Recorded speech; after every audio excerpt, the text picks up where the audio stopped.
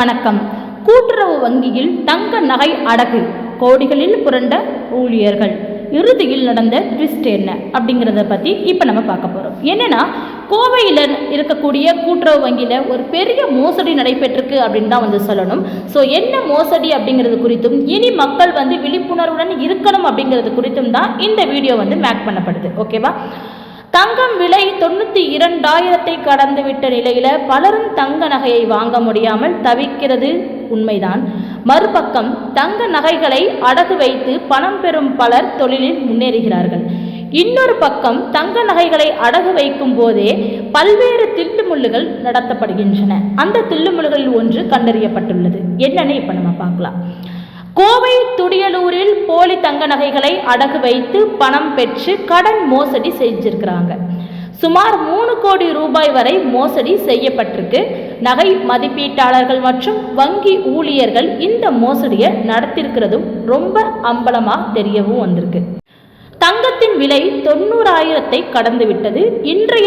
இன்றைக்கெல்லாம் பார்த்தீங்கன்னா கிட்டத்தட்ட 92,000க்கு மேல் இருக்குது அப்படின்னு தான் சொல்லணும். இனி தங்கம் விலை குறையும் என்பதற்கு எந்த ஒரு அறிகுறியும் இல்லை அப்படின்னு சொல்கிறாங்க. ஸோ தங்கம் விலை 2026ஆம் ஆண்டு கண்டிப்பாக 1 லட்சத்தை தாண்டினாலும் ஆச்சரியப்பட வேண்டியதில்லை அப்படிங்கிற மாதிரியும் பொருளாதார நிபுணர்கள் சொல்லிக்கிட்டு இருக்காங்க. இந்த நிலையில் ஒரு பக்கம் தங்கம் விலை ஏற ஏற தங்கத்தை அடகு வைத்து பணம் பெறுவதும் அதிகமாக இருக்குது அப்படின்னு தான் சொல்லணும். தங்கத்தை பிணையமாக வைத்து வங்கிகள், கூட்டுறவு வங்கிகள், நிதி நிறுவனங்கள் சில நிமிடங்களில் பணம் தருகிறாங்க. 1 கிராமுக்கு 9,000 வரைக்குமே கிடைக்குது அப்படிங்கிறது மிகவும் குறிப்பிடத்தக்க ஒரு விஷயமா பார்க்கப்படுது. இதனால் வறுமையில் உள்ள மக்கள் தொடங்கி தொழில் முனைவோர் வரை பல தங்க நகைகளை அடகு வைத்து பணம் பெற்று வருகின்றார்கள். அதே நேரம் தமிழ்நாட்டில் வங்கிகளில் போலி நகைகளை அடகு வைத்து மோசடி செய்யும் சம்பவங்கள் அதிகரித்து வந்துட்டு இருக்கு.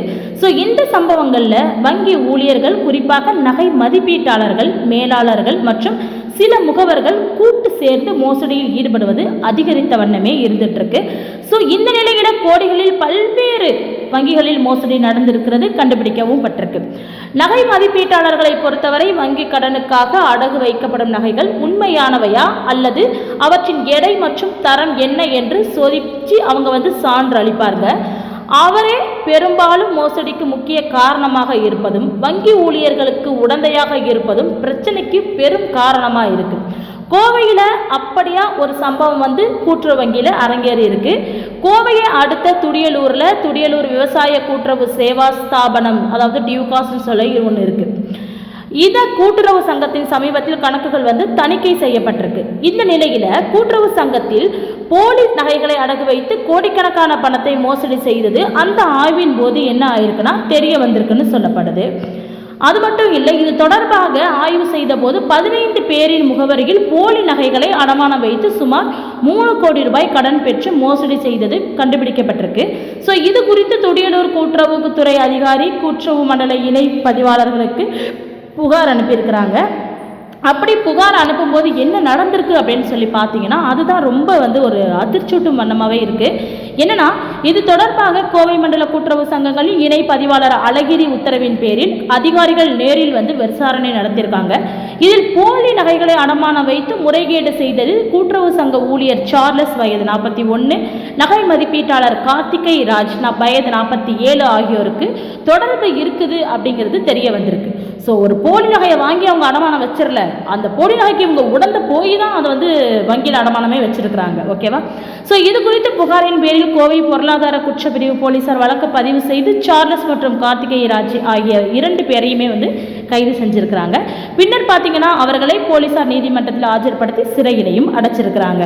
திருடர்களால் ஒரு மோசடி வழக்கு அரங்கேறுது அப்படின்னா அது பெரிய ஆச்சரியப்படக்கூடிய ஒரு விஷயம் இல்லை.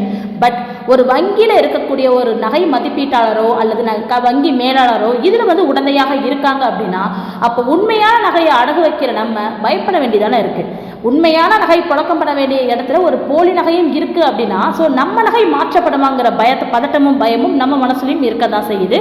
ஸோ இது இனிமே தொடராமல் இருக்கணும். இதற்கு சட்டப்பூர்வமான நல்ல நடவடிக்கை எடுக்கப்படணும். இங்கே எடுக்கிற இந்த நடவடிக்கை மற்ற வங்கிகளுக்கு ஒரு பாடமாக அமையணும் அப்படிங்கிறத இந்த இடத்துல என்னுடைய கருத்தை நான் பதிய வைக்கிறேன். நன்றி.